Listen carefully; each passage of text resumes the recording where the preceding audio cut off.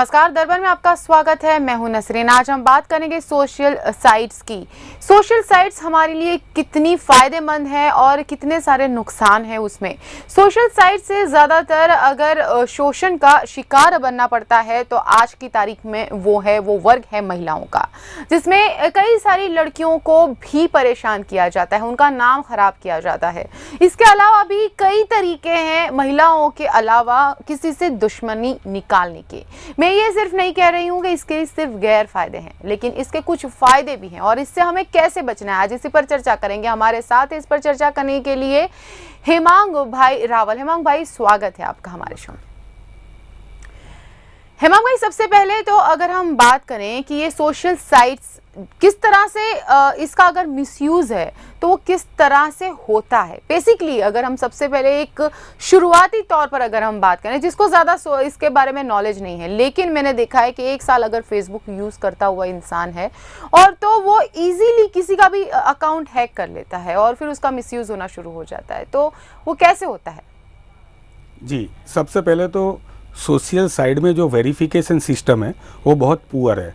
तो होता क्या है कि अगर आपको एक अकाउंट बनाना है, अभी तो मोबाइल पे भी आप अकाउंट बना सकते हो, मोबाइल पे भी इंटरनेट ज़्यादातर चलने लगा है। तो अगर आपने जो पीछे जितनी भी साइट्स के नाम रखे हुए हैं वो सभी साइट्स में अगर आपको अकाउंट बनाना है तो आप 2 से 3 मिनट में इसका अकाउंट बना सकते हो। और उस अकाउंट में ऐसा कोई वेरिफिकेशन नहीं है कि आप किसी का अकाउंट, अगर आज मुझे वड़ा प्रधान नरेंद्र मोदी का या राहुल गांधी का अकाउंट बनाना है उनका फ़ोटो लगा के, तो मैं अभी 3 मिनट में बना सकता हूँ। मैं नहीं, कोई भी भारतीय या कोई भी वर्ल्ड का आदमी ये बना सकता है। तो उसी अकाउंट के बाद अब उसी अकाउंट के अंदर उनका दुरुपयोग होता है। हालांकि जो फेमस पर्सनालिटी है उनका जो अकाउंट होता है उसमें थोड़ा सा वेरीफाई का एक साइन रहता है, उस साइन में पूरा पता चल जाता है कि ये ओरिजिनल अकाउंट है या फेक अकाउंट है। लेकिन अगर हम सामान्य आदमी की बात करें या आपने जो पहले बताया महिला की बात करें, तो मेरा मानना है कि इसमें कोई भी लोग सुरक्षित नहीं है। अगर आप किसी का भी अकाउंट बनाना चाहो तो आप बना के उस अकाउंट के द्वारा आप कुछ भी कर सकते हो, लेकिन उसके सामने उसके लॉ भी इतने ही पावरफुल है कि अगर आपने ऐसा काम किया और अगर आपने क्राइम ब्रांच या यहाँ पे कोई भी आपको अगर कोई परेशानी होती है तो आप उसमें अगर जाते हो तो आपको उसके लॉ एंड ऑर्डर के साथ अगर आप खिलवाड़ करते हो तो हमारे यहाँ के कानून भी इतने ही कड़े हैं। जी, खबरें ये भी आई थी और आपको भी पता होगा हेमांग भाई, अगर हम बात करें हमारे सीएम की, गुजरात के सीएम आनंदीबेन पटेल, उनकी जो पोती है उसके कपड़ों को लेकर किसी ने कुछ कह दिया था एफबी पर और कुछ काफ़ी उल्टी सीधी कमेंट्स की गई थी और वो केस हुआ। उसके बाद उस बंदे को पकड़ा भी गया, अहमदाबाद साइबर क्राइम ने उसको पकड़ा भी और उसका काफ़ी हंगामा हुआ। तो इतनी बड़ी हस्ती के साथ भी कोई ऐसा, तो उस पर सजा क्या? अगर इतना बड़ा, ये देखा जाए तो एक बहुत बड़ा जुर्म है, उसके लिए क्या सजा है? ये आपने इसके लिए थोड़ा सा समझना पड़ेगा जी। सबसे पहले मैं आपको बताता हूँ कि आप अगर कुछ सोशल साइट पे, जैसे आपने फेसबुक के आपका स्टेटस रखा, तो ये स्टेटस है वो लॉ के एंड से ये स्टेटस है आपका, ये आप किसी लेखक की रचना जो है उस तरह से आपका ये स्टेटस हो जाएगा। और जो फेसबुक है वो आपका, फेसबुक या कोई भी सोशल साइट है वो आपका पब्लिशर हो जाएगी। तो वो पब्लिशर्स को आप कभी भी देखते हो कि कोई मैगज़ीन में कोई भी ऑथर पे ऊपर कोई भी कार्यवाही की जाती है, नहीं कि पब्लिशर पे। अगर न्यूज़पेपर में भी कुछ आता है तो उसी तरह अगर ऐसा कुछ किसी ने किया हुआ है तो उसके सामने हमारे लॉ है और उस लॉ में उसके सामने एक्शन होता है। हाँ, लेकिन हमारे लॉ अभी बहुत पुअर है। अभी हमारे लॉ में ये इंटेलेक्चुअल प्रॉपर्टी राइट्स के लॉ जो है वो इतने पुअर है कि ये भी जो आनंदीबेन वाला आपने मामला बताया वो भी मामला जामीन पात्र है। यानी कि अगर वो आदमी कल को पकड़ा जाता है, अभी तो उन्होंने एक इंटरिम बेल की अर्जी की हुई है, लेकिन अगर कल पकड़ा जाता है तो उनको ईजीली उनको जामीन मिल जाएगा। जी, तो इसका मतलब ये बहुत इजी हो गया है। इसका मतलब अगर कोई भी ऐसा जुर्म करता है तो वो सोचेगा ज़्यादा ज़्यादा 2 साल की सज़ा होगी और कुछ जुर्माना शायद होता होगा और वे आराम से फिर बाद में फ्री हो जाएंगे। तो इसका मतलब है कि हमें कायदे को और कड़ा करना पड़ेगा, कायदे और कड़े होंगे तो शायद उसके लिए लोग ऐसा करने से डरेंगे। इसके पीछे कुछ मनोवैज्ञानिक चीज़ें भी तो होती होगी। आखिर क्या दुश्मनी होगी उसको आनंदीबेन की पोती से? जी, आपकी बात एकदम सही है। समाज में हर जगह पे क्राइम इतना सारा फैला हुआ है। इसी तरह सोशल मीडिया भी जो है वो समाज का एक हिस्सा है, और उसी हिस्से में ये कोई ना कोई ऐसे लोग जो होते हैं जो साइकोलॉजिकल उनका प्रॉब्लम रहता है, तो वो लोग ऐसा करते हैं। लेकिन मैंने आपको पहले बताया हमारा क्राइम ब्रांच यहाँ पे बहुत ही अच्छी कामगिरी कर रहा है। अगर ऐसा किसी सामान्य आदमी के साथ भी होता है और वो वहाँ जाके एक सिंपल सी एप्लीकेशन करता है तो उनके ऊपर एक्शन होता है, और एक्शन ऐसा होता है कि ये दूसरी बार ऐसा काम वो नहीं करता है। लेकिन आपकी बात एकदम सही है, कानून में बहुत से अमेंडमेंट लाने की ज़रूरत है, और वो आगे आगे जैसे जैसे और हम पुख्ता हो जाते रहे उसी तरह उसमें अमेंडमेंट आ रहा है। जी, चलिए अब देखते हैं फेसबुक जो है, खासकर अगर हम बात करें फेसबुक और सोशल मीडिया, सारी सोशल मीडिया की, तो उनका जो ग्रोथ है उसका ग्रोथ साल दर साल बढ़ता जा रहा है। हम 2010-2011 तक के आंकड़े अगर हम उसकी चर्चा करें तो देख लेते हैं क्या है आंकड़े और किस तरह से ग्रोथ हो रहा है सोशल मीडिया का।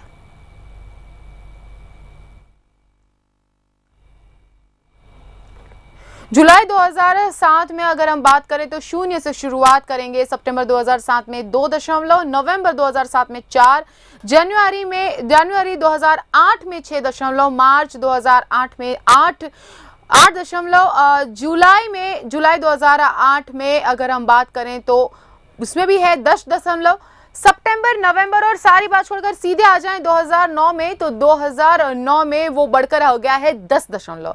उसके बाद अगर हम बात करें 2010 की तो 2010 में वो बढ़ा है 12 पर, 12 तक बढ़ा है। उसके बाद अगर देखें नवंबर 2010 की तो 16, और फिर अगर मार्च 2011 तक देखें तो 16 जितना ही बढ़ा है। मतलब 2007 से 2011 आप अंदाजा लगा सकते हैं कि 5 से 6 सालों में किस तरह से ये सोशल मीडिया ने ग्रोथ किया है। देश की लिटरेसी लेवल शायद का ग्रोथ इतने ही हद तक और इतनी ज़्यादा तेज़ी से ना बढ़ा हो, लेकिन सोशल मीडिया का जो यूसेज है वो दिन ब दिन बढ़ता जा रहा है।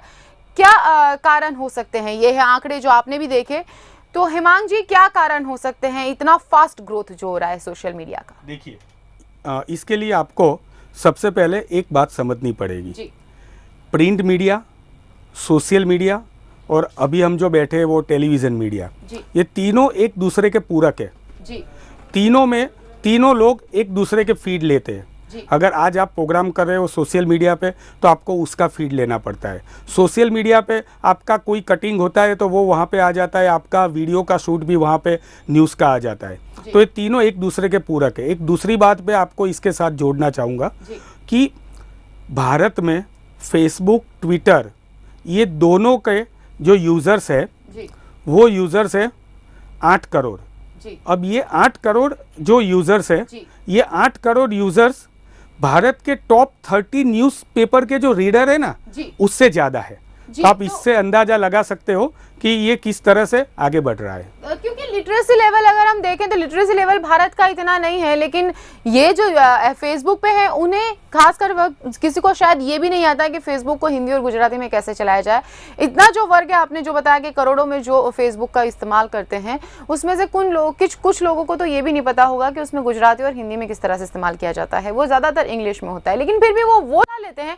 लेकिन अगर जब न्यूज़पेपर पढ़ने की तो न्यूज़पेपर वो नहीं पढ़ सकते, अखबार वो नहीं पढ़ सकते, जबकि वो तो देसी लैंग्वेज में होगा, रीजनल लैंग्वेज में होगा, हिंदी में होगा, लेकिन वो नहीं पढ़ पाएंगे। उसमें वो के लिए क्या ज़्यादा आपको अगर रीज़न की बात करी जाए तो क्या रीजंस हो सकते हैं? रीज़न तो ये मुझे सबसे पहले लगता है कि जब आप कोई मोबाइल खरीदते हो, मोबाइल की स्टार्टिंग रेट अभी मैंने देखा 600 रुपये से स्टार्ट होती है कोई चाइना का मोबाइल।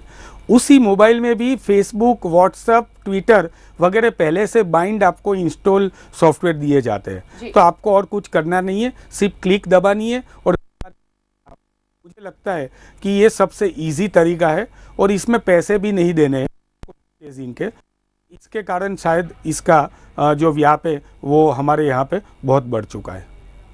लेकिन एज अ एक्सपर्ट आपके पास भी इस तरह की शिकायतें आती हों, क्या बनती है हेमांग जी? आपको क्या ये जिम्मेदारी आपकी नहीं बनती है कि आपको ऐसे गुनाह ना हो और इस तरह से मिसयूज ना हो, खास करके लड़कियों का, तो उनको आप वैसा समझाएं, उस तरह का गाइडेंस आपकी ओर से इस तरह का गाइडेंस दिया जाता है? जी, हमारे वहाँ बहुत से लोग आते हैं और पास होते हैं। सिर्फ इसी की बात नहीं है, आपको बैंकिंग फ्रॉड भी इसके थ्रू होते हैं। आपको बहुत सी चीज़ें, मैं आपको एक अभी लेटेस्ट आपको एक एग्जांपल दूँ। फेसबुक में किसी ने एक पिक्चर रख दिया जी। और वो पिक्चर भगवान का था। इतना अच्छा पिक्चर था कि आपको डाउनलोड करने का मन ललचा जाए।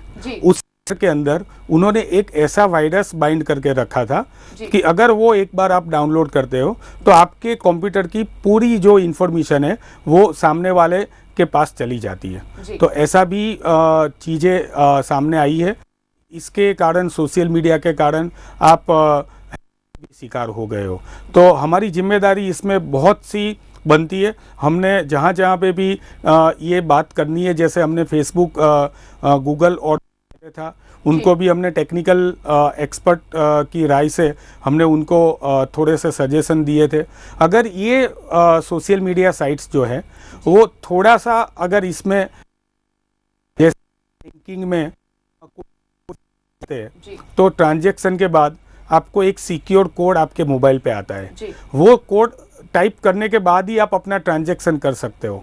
सेम चीज़ अगर हम कोई फ़ोटो रखना चाहे, कोई भी आदमी फेसबुक, ट्विटर पे या व्हाट्सएप पे अपना रखना चाहे, तो उसके लिए भी इस तरह का वेरिफिकेशन कोड की अपग्रेडेशन हो जाए तो मुझे लगता है बनाव में, ऐसे जो बनाव होते हैं उसमें बहुत कमी आएगी। किस तरह के अपग्रेडेशन होने चाहिए दिमाग जी? किस तरह के अपग्रेडेशन हमारे हिंदुस्तान में है? क्योंकि कईयों के पास वोटर आईडी तक नहीं होते हैं। चलिए मान लीजिए अगर गूगल में मुझे अकाउंट बनाना है और अगर मेरी उम्र 18 साल से कम है, तो मैं अगर उसमें 18 साल डाल दूंगी तो वो एक्सेप्ट कर लेगा। उसमें ऐसा कोई वेरिफिकेशन नहीं होता है कि आपकी उम्र 18 साल है भी या नहीं।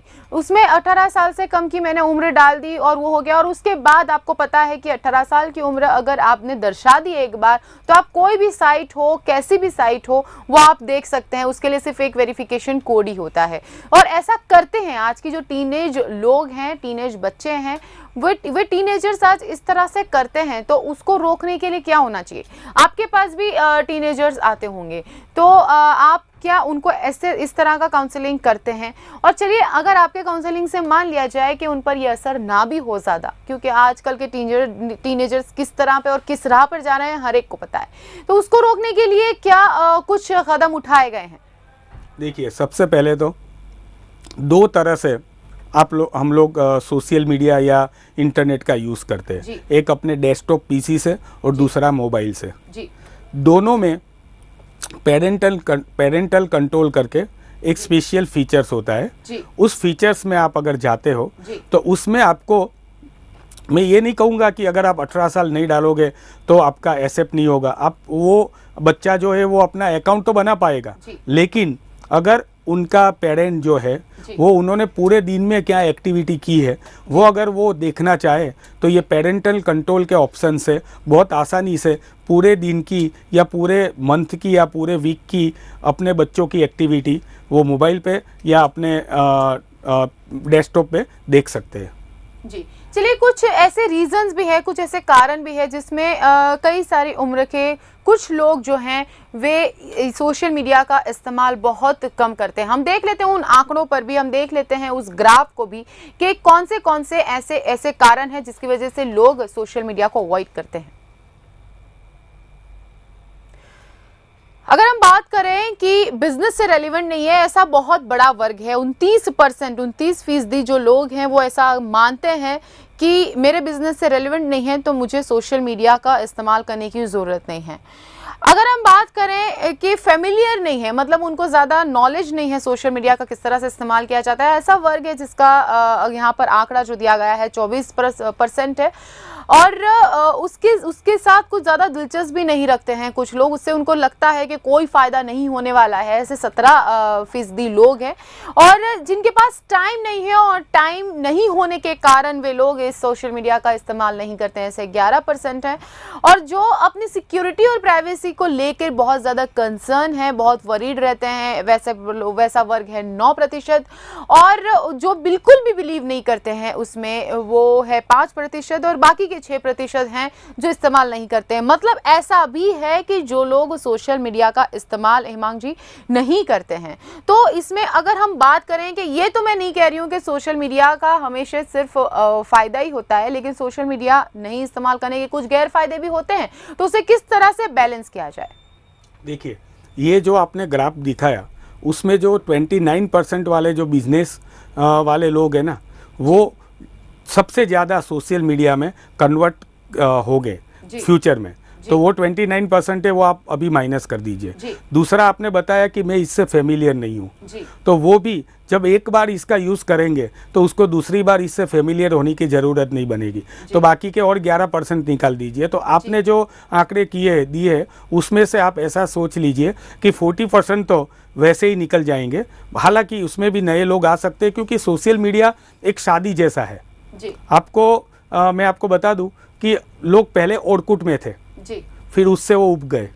मैं ये नहीं कहता हूँ, हाँ, फिर फेसबुक आ गया, आज व्हाट्सएप है, अभी हाइक आ रहा है, हाइप करके आ रहा है। तो ज़्यादा से ज़्यादा लोग इसमें चेंज भी उतने रहते हैं, एक वो मीडिया के ऊपर वो नहीं रहते। एक दूसरी बात भी मैं आपको बताना चाहूँगा कि इसका फ़ायदा भी बहुत है। आपने देखा होगा, सालों पहले बिछड़े हुए दो भाई, माता को लड़का मिल गया है, बच्चे को पिताजी मिल जाते हैं, तो सोशल मीडिया के थ्रू अभी ही मैं आपको एक छोटी सी बात है। अहमदाबाद में मेरे दोस्त है, उनका एक बहुत प्यारा सा टॉमी मतलब कुत्ता खो गया। उन्होंने उस फोटो लगा दिया और सोशल मीडिया में हमारे ग्रुप में सब जगह उन्होंने अपडेट कर दिया। दूसरे ही दिन उनको अपना वापस मिल गया। तो ऐसा भी है कि सोशल मीडिया के थ्रू बहुत सी पॉजिटिव बातें होती है। आज अगर हमारी गवर्नमेंट बनी है, जो नई गवर्नमेंट बीजेपी की, तो उसमें अगर सबसे ज़्यादा उस गवर्नमेंट बनाने का श्रेय जाता है तो उनकी सोशल मीडिया टीम को। और सोशल मीडिया के कारण ही आज हमारे जो पीएम है वो पीएम बन चुके हैं, ऐसा लोगों का और मेरा स्पष्ट मानना है। लेकिन मेरा ये मानना नहीं है कि सोशल मीडिया, क्योंकि वे जब सीएम बने थे तब शायद सोशल मीडिया इतना एक्टिव नहीं था, तो सोशल मीडिया की वजह से अगर वो पीएम बने हैं, ये तो मेरा मानना नहीं है हिमांग जी। क्योंकि हाँ, ये मैं मान लेती हूँ कि उनका जो यूसेज है, उन्होंने जिस तरह से उसका उपयोग किया है वो बिल्कुल काबिले तारीफ है, लेकिन उसकी वजह से बने हैं। क्या आपको लगता है कि अगर सोशल मीडिया नहीं होता तो वो पीएम नहीं बनते? जी, अब as a social media expert मेरी ये जिम्मेदारी है कि जो मैं बोलूँगा वो एकदम सच बोलूँगा। मैं आपको स्पष्ट बताना चाहूँगा कि उनकी जितनी भी लाइक्स है, वो लाइक्स पहले जब इलेक्शन के पहले ये प्रोफेशनल ने मैनेज किया था। उनके फेसबुक का जो पेज है, उस पेज में जितनी भी लाइक्स है, मैंने एक छोटा सा रिसर्च किया था कि नरेंद्र मोदी नाम की जो सर्च है, वो सर्च पूरे इंडिया में, पूरे वर्ल्ड में गूगल ट्रेंड करके एक एनालिसिस होता है, उसमें मैंने सर्च करके देखा था। आपको मैं उसका लोकेशन भी बताऊंगा। सबसे ज़्यादा नरेंद्र मोदी नाम की सर्च हुई थी अहमदाबाद में, सेकंड नंबर पे राजकोट में। जो सर्च का परसेंटेज था वो 50% था, यानी कि बाकी के 50% पूरे वर्ल्ड में और 50% अहमदाबाद और राजकोट में। उसका मतलब ये निकाला जाएगा कि एक प्रोफेशनल की टीम थी और वो टीम सोशल मीडिया में माननीय हमारे वड़ा प्रधान जी का, प्राइम मिनिस्टर जी का ब्रांडिंग कर रही थी, और उसी ब्रांडिंग के बदौलत मेरा ये स्पष्ट मानना है कि वो आज यहाँ तक पहुँचे हैं। चलिए ठीक है। अगर हम बात करें कमेटी की, तो एक कमेटी बिठाई गई है महाराष्ट्र सरकार की ओर से। वहां पर डांस बार पर भी कुछ प्रतिबंध लगने वाले हैं, और सोशल मीडिया पर जिस तरह से खास करके स्त्रियों का जो मिसयूज होता है और उन्हें बदनाम करने के भी किस्से होते हैं, मैं भी उस बारे में भी आपसे चर्चा ली हूँ, क्योंकि ऐसा किस्सा हुआ है वडोदरा में। लेकिन हम बात करें उस कमेटी की, तो वो एक कमेटी की विचारणा अब क्यों हुई है? एज अ साइबर एक्सपर्ट, क्या आपको नहीं लगता कि उस टाइप की कमेटी सिर्फ एक प्रदेश में, लेकिन पूरे भारत देश में इस तरह की कमिटीज होनी चाहिए, जो कांस्टेंट वॉच रखे कि एफबी पर आखिर हो क्या रहा है? क्योंकि आजकल के जो टीनेजर्स हैं, उसका असर, उसका प्रभाव इन सोशल मीडिया का सबसे ज्यादा अगर पड़ रहा है तो वो टीनेजर्स पे हो रहा है। मैं आपकी बात से पूर्णतः सहमत हूँ। ऐसी कमेटी पूरे देश में भी बननी चाहिए। हालांकि अभी ही सुप्रीम कोर्ट ने ये कहा था कि अगर पॉर्न साइट्स यहाँ पे देखी जाती है तो उसकी जिम्मेदारी भी सरकार के ऊपर है। सरकार को ही उसको रोकना चाहिए और उसी की भी एक कमेटी बन रही है। और ये टेक्निकल थोड़ा पेचीदा मामला हो जाता है कि इतनी सारी साइट्स होती है, अगर एक साइट्स बंद कर दी तो दूसरी चालू हो गई, अगर एक फेसबुक में अकाउंट आपने बंद कर दिया तो दूसरे जगह से आप दूसरा अकाउंट कर सकते हो। तो हालांकि ऐसी कमेटी की यहाँ पे सख्त ज़रूरत है और मुझे लगता है कि आने वाले दिनों में इसमें भी विचार होके कुछ ना कुछ अच्छा निकलेगा। जी हिमांग जी, अगर मैं उस किस्से की बात करूं तो वडोदरा का ये किस्सा है, उसमें एक लड़की के पीछे वन साइडेड लव था। वो जो लड़का था एक लड़की के पीछे दीवाना था। उस लड़की को इस बारे में भनक तक नहीं थी, उसको पता तक नहीं था। उसी का FB प्रोफाइल, उस पर उसी का जो पिक्चर लगा हुआ है वही पिक्चर को उसने कॉपी करके उसी के नाम का एक दूसरा प्रोफाइल बना के उसी का नंबर डाला और नाम दिया कॉल गर्ल, और जिससे वो लड़की बहुत परेशान हो गई और उस पर दिन ब दिन अलग अलग फोन आने लगे। और जब इस बारे में शिकायत की गई साइबर सेल को तो वो पकड़ा भी गया, लेकिन उस पर कोई खास सजा नहीं हुई और अभी वे फ्री घूम रहा है। वो आरोपी, वो जो गुनहगार है, उसको हो सकता है अब वापस से भी वो ऐसा कर सकता है, बदला लेने के लिए इससे ज्यादा आगे कदम उठा के 2 कदम और बढ़ के वो कुछ कर सकता है। तो उसको रोका कैसे जाए? देखिए, अगर मैं सोशल एक्सपर्ट की एक थिंकिंग से बोलूं तो एक चीज़ हो सकती है। अभी आपको मालूम है कि आधार कार्ड जो हमारा चल रहा है जी। आधार कार्ड में 2 चीज़ है, एक तो आपका जो थंब है उसकी इम्प्रेशन है और दूसरे आपके आंखों के रेटिना की इम्प्रेशन है। अगर आधार कार्ड पूरे इंडिया में अगर ये प्रोजेक्ट हो जाए तो अमेरिका में जैसे सोशल सिक्योरिटी कार्ड है, सोशल सिक्योरिटी नंबर है, उसी तरह यहाँ पे आधार कार्ड का भी थम्स इम्प्रेशन और रेटिना इम्प्रेशन अगर वेरिफिकेशन अकाउंट बनाने में हम यूज़ करने लगे तो शायद। और ये नंदन नीलेकानी जी ने जब ये आधार कार्ड का प्लेटफॉर्म रखा था तब उन्होंने अपनी पहली प्रेस कॉन्फ्रेंस में ये बोला था कि हम ये जो थम्स इम्प्रेशन और ये जो रेटिना इम्प्रेशन है उसको हम बैंकिंग वेरिफिकेशन में भी लाएंगे, RTO में लाइसेंस में भी आपको लाएंगे, सब जगह पे हम इसका यूज़ करेंगे। तो इससे आगे भी हम जाके इसको सोशल मीडिया अकाउंट वेरिफिकेशन में भी इसी तरह के रेटिना और थंब इम्प्रेशन अगर हम वेरीफाई करवाए फ्यूचर में तो मुझे लगता है कि ये पूरा रुक सकता है। थंब इम्प्रेशन से ये हो सकता है बिल्कुल, क्योंकि वे सबकी अलग होती है, एक यूनिक इम्प्रेशन होती है, लेकिन उससे उम्र कैसे पता चल पाएगी? 16 साल के बच्चे की थंब इम्प्रेशन जो है वो चेंज नहीं होगी 19 साल में। उतना ज़्यादा जो साइज़ है हमारे अंगूठे का वो इतना जल्दी बढ़ नहीं सकता। उससे कैसे अंदाज़ा लगाया जा सकेगा कि ये कितनी उम्र का बच्चा है? वो उससे हम कैसे बचे जाएं? आपकी बात एकदम सही है। जैसे ही मैं आपको बता दूं, अगर आपके पास आधार कार्ड है तो आपकी थंब इम्प्रेशन, आधार कार्ड का जो कॉन्सेप्ट है ये कॉन्सेप्ट है, मैं आपको थोड़ा सा उसमें बताना चाहूँगा कि अगर आप RTO में लाइसेंस लेने के लिए जाते हो तो आपको एक भी डॉक्यूमेंट लेके नहीं जाना है। आपको सिर्फ जाना है वहाँ पे और आपका थंब लगा देना है। RTO को आधार की जो कमिटी है, मतलब आधार की जो कंपनी है आधार कार्ड की, वो RTO को सिर्फ उनको जितने डॉक्यूमेंट चाहिए उतने डॉक्यूमेंट वो उनको देगी, जिसमें उनका बर्थ का प्रूफ होगा, उसका रेसिडेंट का प्रूफ होगा और वो थंब इम्प्रेशन से इतनी चीज़ें मिल जाएगी। अगर यही चीज़ अगर आप बैंक में जाओगे लोन के लिए तो बैंक में लोन के लिए और भी 5 चीज़ें चाहिए ज़्यादा, तो बैंक वालों को इतना ही आधार कार्ड के नंबर के थ्रू मिलेगा। इसी तरह जब सोशल मीडिया साइट आएगी तो सोशल मीडिया साइट्स को भी जितनी भी चीज़ें चाहिए वो थंब इम्प्रेशन के थ्रू, अगर आधार कार्ड है तो उनका डेटा वहाँ पे ऑटोमेटिक वेरीफाई हो जाएगा। अगर बच्चा 16 साल से कम है तो तुरंत ही सर्वर को पता चल जाएगा कि इस बच्चे को हम ये जो भी हमारा अकाउंट है वो हम इसको वेरीफाई ना करें। जी ठीक है, आपने जिस तरह से कहा कि डेटा उनको मिल जाएगा और उस पर से पता चल जाएगा कि उनकी उम्र क्या है, लेकिन यहाँ तो सवाल ये भी है ना कि अगर सारा डेटा अगर इस तरह से मिल गया, जिस तरह से अभी गूगल में कुछ दिनों पहले की खबर है कि गूगल को डेटा लीक करने की वजह से नोटिस दिया गया। सबसे बड़ी कंपनी है इंटरनेट की गूगल, और उसको ही नोटिस दिया गया। अब हम लोग सब, मैं हूँ, आप हो, हमने सब ने गूगल पर भरोसा किया है। और अगर इस तरह से आधार कार्ड में तो सारी इंफॉर्मेशन होती है, आधार कार्ड की जो इंफॉर्मेशन अगर लीक हो गई तो हम वहां कहां सुरक्षित हैं? तब कौन पकड़ेगा, किसको पकड़ा जाएगा? देखिए, आधार कार्ड का जो प्रोजेक्ट था वो टेक्नोक्रेट नंदन नीलेकानी का एक ड्रीम प्रोजेक्ट था। जी। नंदन नीलेकानी जी ने इन्फोसिस में अपनी ज़िंदगी के 15 साल दिए और वो इन्फोसिस के चेयरमैन भी थे। जी। उनके पास ये जो बात है वो सबसे पहले उनको पूछी गई थी कि इनका सिक्योरिटी और उनका ये कैसे रहेगा। जी। जो मैंने आपको पहले भी बताया, जिस कंपनी को जिस लेवल का वेरिफिकेशन चाहिए उससे ज़्यादा उसको डेटा नहीं मिलेगा। जी। जैसे अगर मैं फेसबुक में मेरा अकाउंट करने जाऊँ तो मेरा डेटा सिर्फ फेसबुक को इतना ही मिलेगा कि मेरी बर्थ डेट ओके है कि नहीं और मेरा एड्रेस वेरीफाई है कि नहीं।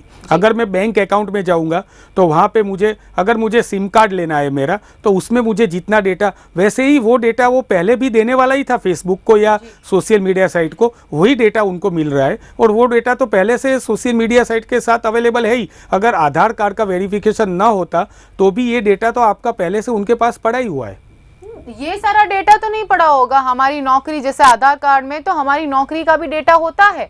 मैंने पिछला पास्ट एक्सपीरियंस मेरा कौन सी कंपनी में है, कौन सी फर्म में आधार कार्ड, तो वो भी रखता है, तो वो डेटा तो उनको वैसे भी मिल ही जाएगा। नहीं, उसमें थोड़ा सिक्योरिटी है। आधार कार्ड का जो प्लेटफॉर्म है, आपको आधार कार्ड का जो प्लेटफॉर्म और आधार कार्ड का जो सर्वर है, उन्होंने अपनी खुद की एक ऑपरेटिंग सिस्टम बनाई है। जैसे हम लोग अभी वर्क करते हैं विंडोज़ में या तो मोबाइल फ़ोन में हम लोग वर्क करते हैं एंड्रॉयड में या और भी ब्लैकबेरी के RIM में, इसी तरह इन्होंने आधार कार्ड के लिए अपनी खुद की एक ऑपरेटिंग सिस्टम और खुद का सोर्स कोड बनाया और वो इतना मजबूत है कि सारा आधार कार्ड की, मैं ये बात यहाँ पे डंके की चोट पे कहना चाहता हूँ या 100 रुपीज़ के स्टैम्प पेपर पे लिख के दे सकता हूँ कि आधार कार्ड का जो डेटा है वो डेटा कभी भी लीक होने की संभावना 0.0% है।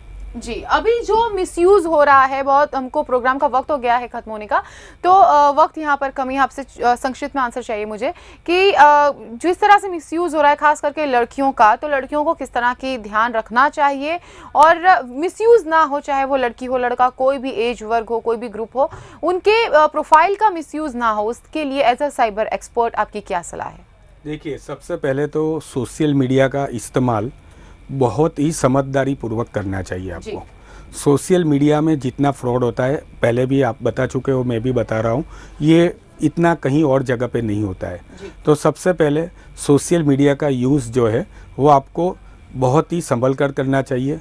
दूसरी बात, अगर आपके पास अननोन कोई भी व्यक्ति का मेल आता है या अननोन फ्रेंड रिक्वेस्ट आती है, तो मैं आपको ये बोलूँगा कि वो फ्रेंड रिक्वेस्ट को आप एक्सेप्ट ना करें, क्योंकि वहीं से स्टार्ट होता है। अगर आप सोशल मीडिया में अननोन लोगों की फ्रेंड रिक्वेस्ट आप एक्सेप्ट नहीं करोगे तो आपके बारे में ज़्यादा नहीं जान पाएंगे। तो ये दो चीज़ें, हमें अगर सोशल मीडिया का यूज़ समझदारी पूर्वक करेंगे तो ऐसी घटनाएं आगे टल सकती है। जी जी, बहुत बहुत शुक्रिया हिमांग जी आपका हमारे साथ इस चर्चा में जुड़ने के लिए, हमें ये जानकारी देने के लिए। Thank you very much. तो आपने देखा कि किस तरह से इसका मिसयूज होता है और मिसयूज ना हो उसके लिए हमें क्या ध्यान रखना चाहिए। खास तौर पर ये जो मिसयूज होता है वो स्त्रियों के साथ होता है, लड़कियों के साथ होता है। लड़कियों को हमारी जो फोटोग्राफ्स हैं वो पब्लिकली नहीं रखनी चाहिए और भी बहुत सारी चीज़ें जिनका हमें ध्यान रखना चाहिए, क्योंकि सोशल मीडिया के बहुत सारे फ़ायदे भी हैं और बहुत सारे गैर फ़ायदे भी हैं, लेकिन हमें बच कर रहना है। ये नहीं है कि हम उसकी आलोचना कर रहे हैं, लेकिन हाँ, अगर उसके फ़ायदे हैं तो वो फ़ायदे उठाने में कोई दिक्कत नहीं है, लेकिन अगर नुकसान है तो उसके लिए हमें बहुत ही ज़्यादा समझदारी से उसका उपयोग करना है। नमस्कार।